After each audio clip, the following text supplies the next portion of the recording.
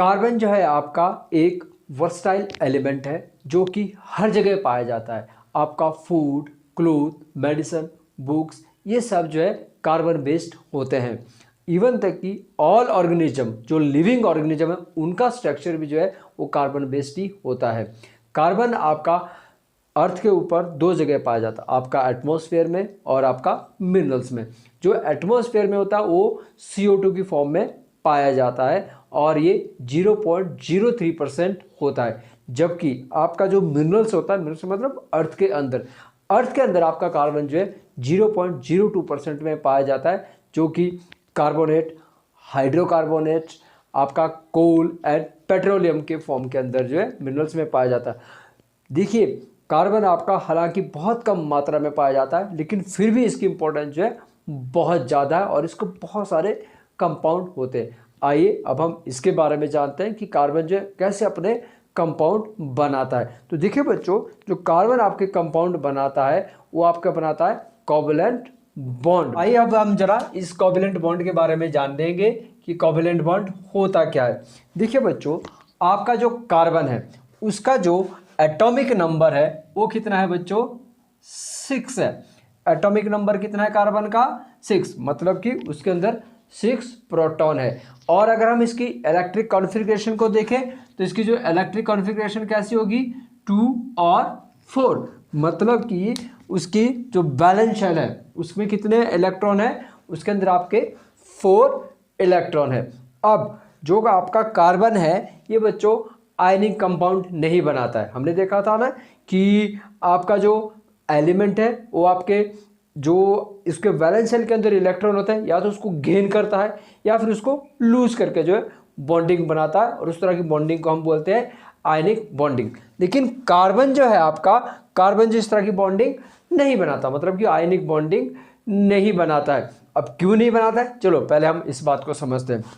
देखिए, आपका जो कार्बन है उसका एटॉमिक नंबर है 6 और उसके पास इलेक्ट्रॉन जो है आपके है 2 और 4। सपोज कर लीजिए, हमें पता है कि कार्बन जो आयनिक कंपाउंड नहीं बनाता है, लेकिन क्यों नहीं बनाता है तो इसलिए देखिए, मान लीजिए कि अगर आपका कार्बन जो है, देखिए कार्बन जो है क्या करेगा, कार्बन जो है उसके पास 4 इलेक्ट्रॉन है, या तो इनको गेन करेगा या इनको वो लूज करेगा। देखिए फर्स्ट केस, दो तरह का केस है ना, तो फर्स्ट केस में देखते हैं कि मान लीजिए अगर आपका कार्बन जो वो लूज करता है, क्या करता है? लूज करेगा। तो देखिए बच्चों, अगर ये लूज करेगा तो कार्बन के ऊपर कौन सा चार्ज आ जाएगा? कार्बन के ऊपर जो है आपका पॉजिटिव चार्ज आ जाएगा, क्योंकि हम जानते हैं कि जब भी कोई एलिमेंट अपने इलेक्ट्रॉन को लूज करता है तो उसके ऊपर जो है आपका पॉजिटिव चार्ज आएगा। तो सपोज कर लीजिए कि कार्बन ने अपने इलेक्ट्रॉन को क्या कर दिया? लूज कर दिया, तो इसके ऊपर कौन सा चार्ज आएगा? इसके ऊपर आपका पॉजिटिव चार्ज आ जाएगा। कैसे आएगा? देखिए, इसने कितने इलेक्ट्रॉन, देखिए इसके पास जो है, जिसका न्यूक्लियस है, ठीक है, इसका जो न्यूक्लियस है, कार्बन का जो न्यूक्लियस होगा उसके पास 6 प्रोटॉन है। प्रोटॉन कितने हैं बच्चों? 6 प्रोटॉन है। अब इसने क्या कर दिया कि 4 इलेक्ट्रॉन को लूज कर दिया, ठीक है। तो जो इसके जो इलेक्ट्रॉन है, कितने इलेक्ट्रॉन? ये वाले 4 इलेक्ट्रॉन ये लूज करने वाला है। अब आपको पता होना चाहिए कि जब इलेक्ट्रॉन लूज करते हैं, एक इलेक्ट्रॉन लूज करना कोई बड़ी मुश्किल बात नहीं है, लेकिन 2 वो भी कोई मुश्किल नहीं, 3 फिर भी हो सकते, लेकिन 4 इलेक्ट्रॉन को लूज करने के लिए क्या चाहिए होगी आपको? लॉट ऑफ एनर्जी की जरूरत होती है, जो कि इसके न्यूक्लियस जो है वो नहीं कर पाता। It is difficult to lose 4 electron because it has not enough energy. इसलिए जो है कार्बन अपने 4 इलेक्ट्रॉन को लूज नहीं कर पाता, क्योंकि इसके पास इतनी एनर्जी, इसके न्यूक्लियस के पास इतनी एनर्जी नहीं होते हैं। तो अब दूसरा केस देख लेते हैं कि मान लीजिए लूज ना करके क्या कर लेता? गेन कर लेता है, ठीक है। क्या कर लेता बच्चों? गेन। तो अगर ये गेन करता तो इसके ऊपर कैसा चार्ज आ जाता? अगर ये गेन करता तो इसके ऊपर आपका नेगेटिव चार्ज आ जाता। नेगेटिव चार्ज आता, कैसे आता? चलो देखिए, अब क्या होता कि इसके न्यूक्लियस के पास पहले से ही 6 प्रोटॉन है, ठीक है, और ये 4 गेन कर रहा है। 4 गेन कर रहा है तो इसका मतलब 6 पहले से थे और कितने हो जाएंगे? 10 इलेक्ट्रॉन हो जाएंगे, क्योंकि प्रोटॉन को तो कुछ नहीं कर सकता ना, सिर्फ आपका इलेक्ट्रॉन ही जो है आप उसको लूज और गेन कर सकते हो, तो इसने लूज कर लिया। अब इसके न्यूक्लियस के लिए बच्चों 6 प्रोटॉन और 10 इलेक्ट्रॉन को होल्ड करना मुश्किल हो जाता है। ये जो है क्या कर सकता है, not hold up 6 proton and 10 electron. इसलिए जो है ये क्या करता है, ये ना आपका लूज कर सकता है और ना ही आपके गेन कर सकता है। समझ में आ गया कि क्यों लूज नहीं कर सकता? लूज इसलिए नहीं कर सकता है क्योंकि इसके पास इतनी एनर्जी नहीं होती कि 4 इलेक्ट्रॉन को ये लूज कर सके, और गेन इसलिए नहीं कर सकता है क्योंकि इसके न्यूक्लियस को जो है इसका न्यूक्लियस जो 10 इलेक्ट्रॉन को होल्ड नहीं कर सकता है। तो ना आपका कार्बन लूज करता है और ना ही आपका गेन करता है। तो फिर ये कैसे करता है? तो बच्चों ये जो आपका कार्बन है बॉन्डिंग बनाता है। ये कैसे बॉन्डिंग बनाता है? अपने इलेक्ट्रॉन को शेयर करके। क्या करता है? Share electron. ठीक है, ये अपने जो इसके पास इलेक्ट्रॉन होता है उनको ये शेयर करके जो है बॉन्डिंग बनाता है। और इलेक्ट्रॉन को, और ऐसा नहीं कि सिर्फ कार्बन ही ऐसा है कि कार्बन की बॉन्डिंग जो है आपकी कार्बन जो शेयर करके इलेक्ट्रॉन बनाता है, और जो शेयर करके जो बॉन्डिंग बनाई जाती है, शेयर जो इलेक्ट्रॉन को शेयर करके बॉन्डिंग बनाई जाती है, इसी को हम कहते हैं कोवेलेंट बॉन्ड कहते हैं। ठीक है, जो इलेक्ट्रॉन को शेयर करके बॉन्डिंग बनाई जाती है इसको ही हम जो है कोवेलेंट बॉन्ड कहते हैं। और ना सिर्फ आपका कार्बन बल्कि और भी एटम जो है आपके शेयर करके जो बॉन्डिंग बनाते हैं, मतलब कोवेलेंट बॉन्ड बनाते हैं। कैसे बनाते हैं चलो देखते हैं। सब कुछ एक एग्जांपल देख लेते हैं। सबसे पहला एग्जांपल हम देखते हैं हाइड्रोजन का। ठीक है, तो जो बच्चों हाइड्रोजन है, आपका जो हाइड्रोजन है एलिमेंट है, उसका एटॉमिक नंबर कितना है? 1। उसका एटॉमिक नंबर कितना है? 1। उसके बाद शेल भी कितनी है? 2। और उसकी इलेक्ट्रिक कॉन्फ़िगरेशन क्या है? इसकी इलेक्ट्रिक कॉन्फ़िगरेशन में क्या होगी? 1, और बस आपको 1, इसके पास 1 है और एक इसको और चाहिए। ठीक है, क्योंकि इसके पास तो एक ही है, इसके पास क्या है? एक ही एलिमेंट है। तो ये क्या करता है, देखिए कार्बन ये जो क्या करेगा, ये जो अपने साथ जो एक और हाइड्रोजन को जो है उसके साथ शेयर कर लेगा। कैसे शेयर करेगा? देखिए मान लीजिए ये हाइड्रोजन है, अब इसके पास जो है एक, अब जो हम इलेक्ट्रॉन है, इलेक्ट्रॉन को हम या तो जो इलेक्ट्रॉन है इसको या तो हम डॉट से शो कर सकते हैं, डॉट से, या फिर हम ऐसे भी कर सकते हैं, क्रॉस से भी जिसको शो कर सकते हैं इलेक्ट्रॉन। तो हाइड्रोजन के पास कितना इलेक्ट्रॉन है? हाइड्रोजन के पास एक है, हाइड्रोजन के पास है, तो ये अपने साथ कितने हाइड्रोजन को अपने साथ जो बॉन्डिंग कर सकता है, शेयर कर सकता है, सिर्फ एक के साथ। कैसे शेयर करेगा? देखो इसके साथ ये इसको शेयर कर लेगा। कैसे शेयर करते हैं? देखो जैसे ये हाइड्रोजन है, इसके पास ये है, इसके पास ये, इसके और एक और चाहिए, तो देखिए ये हो गया ना, इस वाले हाइड्रोजन के पास 2 इलेक्ट्रॉन हो गए। अब सेम टू सेम इस हाइड्रोजन के पास भी आपके कितने हो गए? इस हाइड्रोजन के पास भी आपके 2 इलेक्ट्रॉन हो गए। तो इनके बीच में शेयरिंग होगी ना। कितने इलेक्ट्रॉन शेयर किए इन्होंने? इन्होंने एक शेयर किए, एक इसके, एक है इसके पास एक, तो करेगा भी एक ही शेयर। तो इस तरह की बॉन्डिंग को बच्चों हम कहते हैं सिंगल बॉन्डिंग। क्या बोलते हैं हम?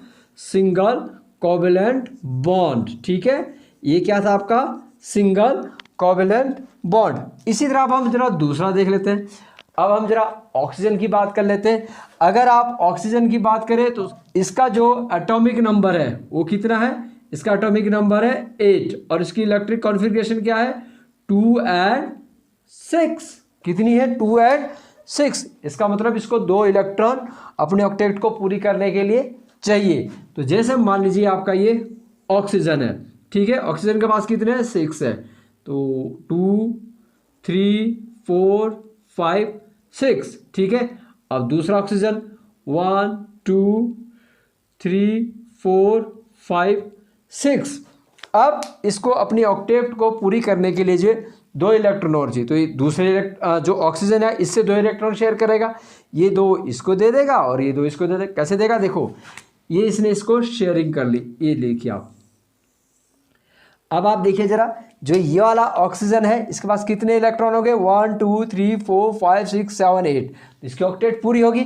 आप जरा इधर से भी देख लीजिए, ये ले लीजिए, तो आप इस वाले ऑक्सीजन के पास भी कितने हो गए? 1, 2, 3, 4, 5, 6, 7, 8। तो इस तरह बच्चों इन्होंने जो है एक दूसरे के साथ अपने इलेक्ट्रॉन को शेयर करके बॉन्डिंग कर ली। लेकिन यहाँ पे देखिए इसने कितने, इसके बाद देखो 6 इलेक्ट्रॉन है, इसके पास भी 6 है, इसके पास भी 6 है, लेकिन ये एक दूसरे को कितने दे रहे हैं, इस बात पे थोड़ा ध्यान दीजिएगा ताकि आपको पता चले कि बॉन्डिंग कैसे होती है। 2 इलेक्ट्रॉन दे रहे हैं, कितने इलेक्ट्रॉन दे रहे हैं, 2 इलेक्ट्रॉन दे रहे हैं। तो इस तरह की जो बॉन्डिंग होती है उसको बोलते हैं double bonding, double covalent bond. ठीक है बच्चों, समझ में आई। यहां देखिए हाइड्रोजन ने क्या किया था, एक एक इलेक्ट्रॉन को शेयर किया था। अब हाइड्रोजन से चलो हमें पता नहीं चलता, लेकिन ऑक्सीजन से आपको पता चल जाएगा। ऑक्सीजन के पास 6 है, ऑक्सीजन के पास कितने हैं, 6 बैलेंस शेल के अंदर इलेक्ट्रॉन, लेकिन ये शेयर कितने कर रहा है, सिर्फ 2 शेयर कर रहा है।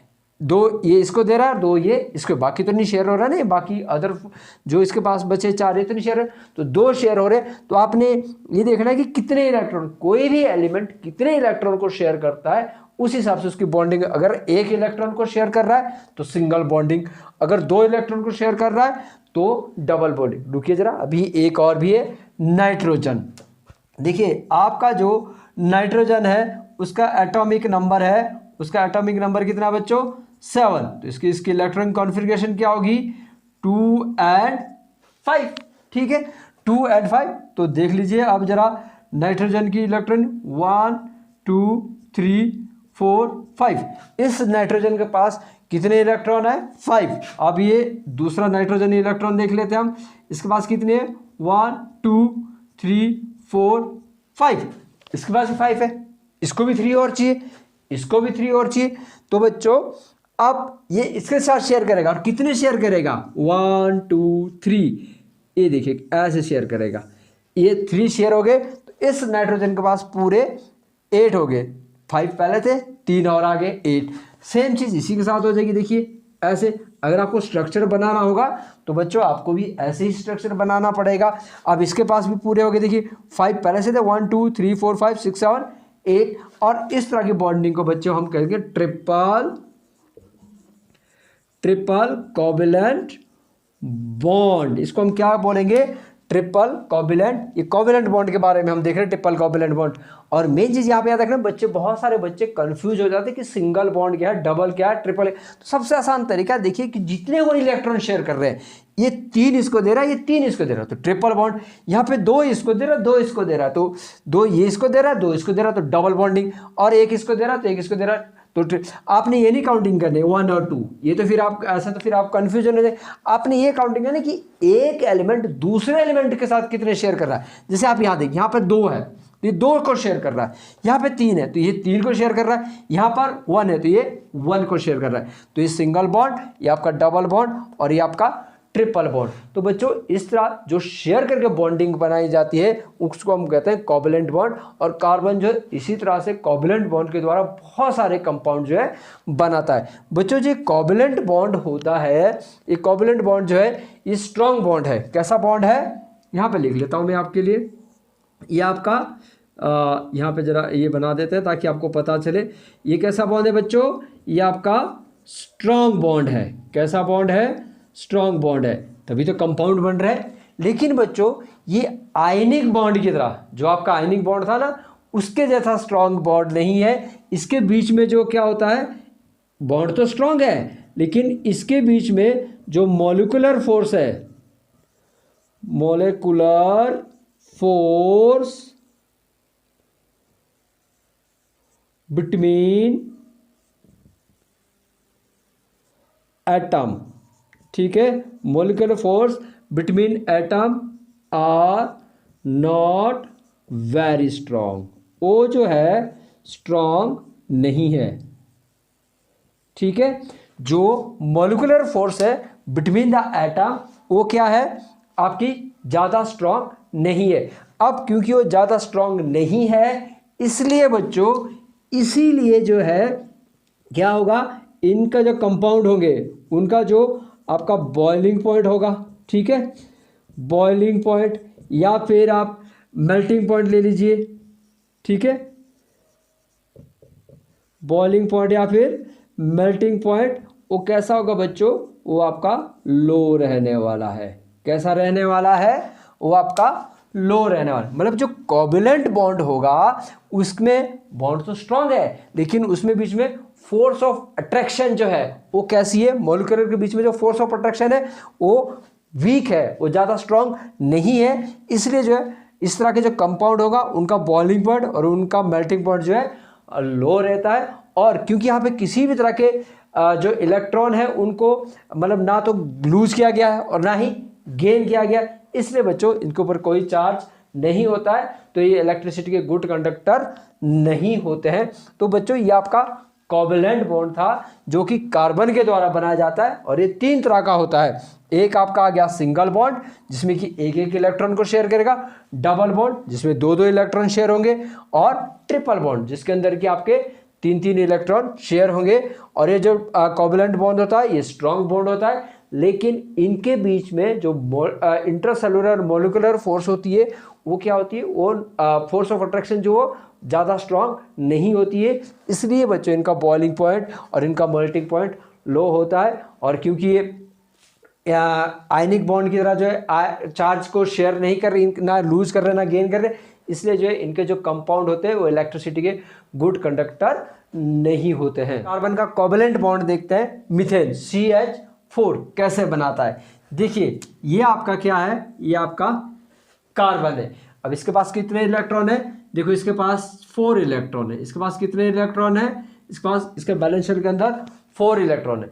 कहने का मतलब ये अपने साथ जो है 4 और इलेक्ट्रॉन को लेता है। तो इसने हाइड्रोजन के 4 इलेक्ट्रॉन, एक यहाँ पर आ गया हाइड्रोजन, एक यहाँ पर, एक यहाँ पर और एक यहाँ पर। अब देखिए आप बॉन्डिंग कैसी होती है, तो हाइड्रोजन के पास तो एक है, ठीक है, हाइड्रोजन के पास कितना है, एक इलेक्ट्रॉन है, तो इसने शेयर कर लिया। देखिए ये शेयर कर दिया, हाइड्रोजन के पास कितने हो गए, इसके ऑक्टेट पूरी होगी, इसको तो 2 ही चाहिए होते हैं। और यहाँ पर देखिए यहाँ भी हाइड्रोजन के पास 2 होगी, यहाँ भी पूरी होगी और यहाँ इसी तरह यहाँ पर भी 2 हो गए, ठीक है। और जो कार्बन है अब उसको कितने चाहिए थे, कार्बन को तो 4 चाहिए, तो कार्बन के पास 4 पहले से थे, तो ये लीजिए ये ऐसे करके। अब आप देखोगे कि कार्बन के पास भी जो है 8 इलेक्ट्रॉन हो गए, 1 2 3 4 5 6 7 8। तो इस तरह से जो है कार्बन आपका अदर कंपाउंड के साथ जो है क्या बनाता है, कोवेलेंट बॉन्ड बनाता है। तो आप मुझे बता सकते हो कि ये जो कार्बन ने इसके साथ जो बॉन्ड बनाया है वो कौन सा बॉन्ड है, वो सिंगल बॉन्ड है, डबल बॉन्ड है या ट्रिपल बॉन्ड है। तो ये आप मुझे बताइए कमेंट में कि ये कौन सा बॉन्ड है, सिंगल बॉन्ड है, डबल बॉन्ड है या फिर आपका ट्रिपल बॉन्ड है। ठीक है बच्चों, तो बच्चों अब हम पढ़ेंगे एलोट्रॉप ऑफ कार्बन। जो कार्बन के जो एलोट्रॉप है, कार्बन के 3 एलोट्रॉप है, diamond, graphite and C60 Buckminster Florence. Allotrope वो होते हैं जो कि एक ही एलिमेंट से बने, ये तीनों के तीनों एक ही एलिमेंट से बने, बस इनका स्ट्रक्चर जो है अलग अलग है। इसमें कार्बन की जो कार्बन के जो कंपाउंड बना है, कार्बन का जो स्ट्रक्चर है वो इस हिसाब से कंबाइन हुआ है कि ये तीनों अलग अलग बन जाते हैं और इनकी केमिकल प्रॉपर्टी तो सेम रहती है लेकिन इनकी फिजिकल प्रॉपर्टी चेंज हो जाती है। कैसे हो जाती है चलो देखते हैं। सबसे पहले बात करते हैं हम डायमंड की। डायमंड के अंदर क्या होता है, जो आपका कार्बन है, क्योंकि बना तो कार्बन से, अब आपको पता है कि कार्बन के पास क्या है बच्चों, कार्बन के पास 4 इलेक्ट्रॉन है उसके बैलेंस शेल के अंदर। तो डायमंड के केस में क्या होगा कि डायमंड के केस के अंदर जो ये 4 इलेक्ट्रॉन है अपने साथ क्या करेंगे, 4 और कार्बन को अपने साथ जो है ऐसे करके 4 कार्बन के अपने साथ जो है अपने साथ जो जोड़ देंगे। इसके साथ अपने एक कार्बन जो है अपने बैलेंस शेल के 4 इलेक्ट्रॉन को दूसरे एक कार्बन के साथ जो शेयर करेगा। उसी तरह से ये वाला कार्बन भी आगे 4 के साथ शेयर करेगा, ये भी 4 के साथ शेयर करेगा, ये भी 4 के साथ शेयर करेगा और ये भी 4 के साथ शेयर करेगा। कहने का मतलब ये है कि जो डायमंड के अंदर जितने भी कार्बन है वो एक दूसरे के साथ जो है बॉन्डिंग करते हैं और क्या बनाते हैं, 3 डायमंड शेप बनाते हैं। क्या बनाते हैं, 3 dimensional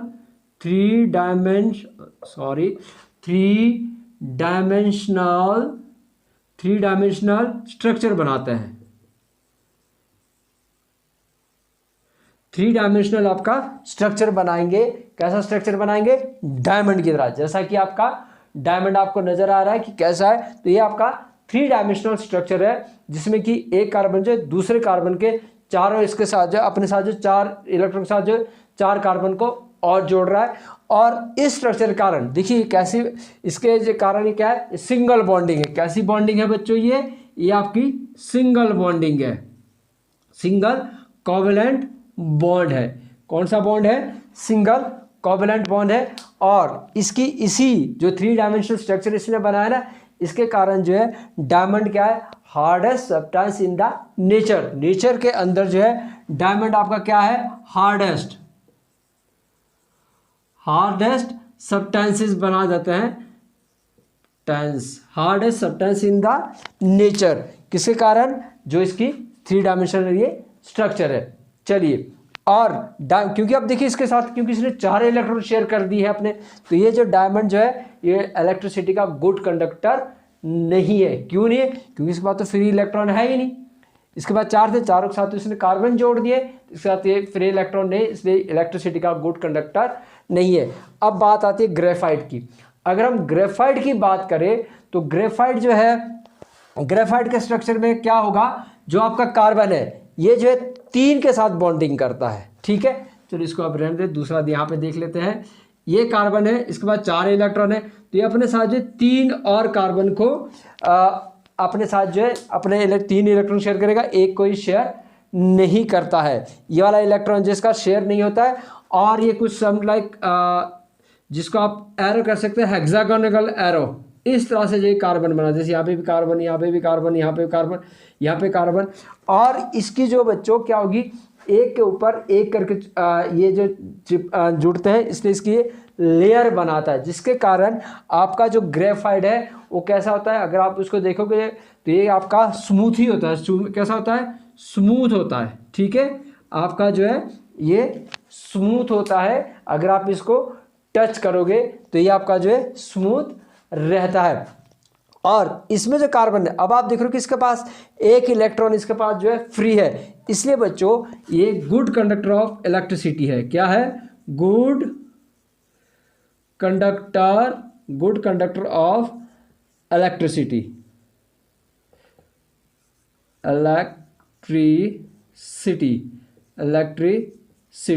good conductor of electricity है। ठीक है बच्चों, क्यों है, क्योंकि इसके पास एक फ्री नहीं था, लेकिन इसके बाद फ्री है। और ये जो बॉन्डिंग बनाता है, ये डबल बॉन्डिंग बनाता है, डबल बॉन्डिंग। ठीक है, इसकी जो बॉन्डिंग होती है वो कैसी होती है, डबल बॉन्डिंग होती है। जो आपका फ्री वाला इलेक्ट्रॉन है वो कार्बन के साथ जो डबल बॉन्डिंग बना लेता है, इसलिए जो है इसके स्ट्रक्चर के अंदर जो डबल बॉन्डिंग होती है, और ये इलेक्ट्रिसिटी का गुड कंडक्टर है। बना ये भी कार्बन से ही है, इसके भी कार्बन, ये भी आपका कार्बन से बना था, लेकिन इसका सिंगल बॉन्डिंग बना रहा था, कोई फ्री इलेक्ट्रॉनिक था, इस इलेक्ट्रिसिटी का गुड कंडक्टर नहीं था, और hardest substance of the nature है। अगर हम ग्रेफाइट की बात करें, ग्रेफाइट आपने पेंसिल के अंदर देखा, जिससे हम लिखते हो बिल्कुल स्मूथ होता है, तो इसलिए जो ग्रेफाइट आपका कैसा है, स्मूथ। और आपकी पेंसिल आपने देखा तो आप लिखती है, क्यों लिखती है, क्योंकि इसके जो आपका जो हेक्सागोनल एरे होता है, ये इस हिसाब से आपस में जुड़े होते हैं कि जब आप इसके ऊपर हल्का सा प्रेशर डालते हो तो इसकी एक वाली लेयर जो है नीचे रह जाती है, जिसके कारण इसको जो है आपका ग्रेफाइट को जो है ग्रेफाइट पेंसिल वगैरह में लिखने के लिए यूज किया जाता है। अच्छा, अब बात करते हैं हम C60 बकमिंस्टर फ्लोरेंस। देखिए बच्चों, ये जो है ये भी इसी की तरह का तो हेक्सागोन था, एक फुटबॉल की शेप में होता है।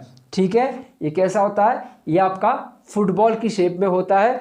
और इसको जो है आपको जो इसको डिज़ाइन किया था USA के एक आर्किटेक्ट थे, और उन्हीं के नाम पे जो इसका नाम रखा गया बकमिंस्टर ऑफ फ्लोरेंस, क्योंकि वे उनके ऑनर में नाम दिया C16 और C60 कार्बन। तो ये आपके कार्बन के जो है आपके एलोट्रॉप थे। तो देखा कि कैसे जो है आपके कार्बन के जो एलोट्रॉप होते हैं 3 है, डायमंड, ग्रेफाइट और C60 बकमिंस्टर फ्लोरेंस। इनकी बच्चों क्या रहती है, इनकी जो आपकी केमिकल प्रॉपर्टी है वो तो आपकी सेम रहेगी, लेकिन जो फिजिकल प्रॉपर्टीज़ है वो आपकी डिफरेंट होगी। तो जो कार्बन के आपके एलोट्रॉप है, ठीक है, आपके उनमें क्या रहेगी, उनकी केमिकल प्रॉपर्टी तो सेम रहेगी, क्योंकि कार्बन से ही मिलकर बने हैं सारे, लेकिन उनकी अरेंजमेंट इस हिसाब से है जिसके कारण उसकी फिजिकल प्रॉपर्टी जो है वो आपकी डिफरेंट हो जाती है। जैसे कि हार्डेस्ट सब्सटेंस है और ये आपका स्मूथ एंड सॉफ्टी है, और सी बकमिंस्टर एक आपका जो फुटबॉल लाइक का स्ट्रक्चर है। तो बच्चों, होप कि आपको वीडियो पसंद आई हो। अगर आपको वीडियो अच्छी लगे तो अपने फ्रेंड्स के साथ जो है शेयर कीजिए। Thank you.